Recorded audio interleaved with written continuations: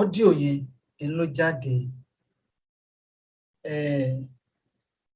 Ọmọ Yorùbá tí ò ṣẹlẹ̀ rí ó máa ń ṣẹlẹ̀ nílẹ̀ Yorùbá lọ́wọ́lọ́wọ́ lórí ọ̀rọ̀ Yorùbá nation.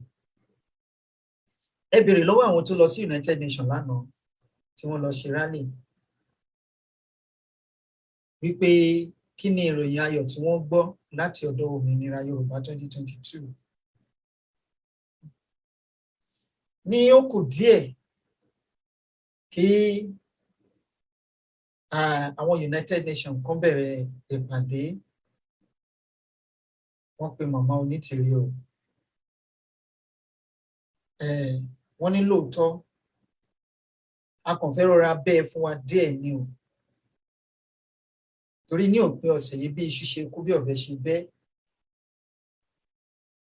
a máa ṣe aṣọ lójú eégún fún yín.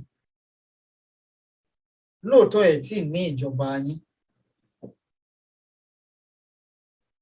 tẹ́ ẹ máa bẹ̀rẹ̀ ètò, ṣùgbọ́n a ti recognize yín gẹ́gẹ́ bí orílẹ̀-èdè. Ní báyìí a fẹ́ kẹ́ wá bá wa kópa nínú ìpàdé àpérò tó ń lọ lọ́wọ́lọ́wọ́ ní orílẹ̀-èdè Amẹ́ríkà. Mo láyọ̀ láti sọ fún gbogbo ọmọ Yorùbá nílé lóko lẹ́nu wípé láti ọjọ́ 12, ọjọ́ 13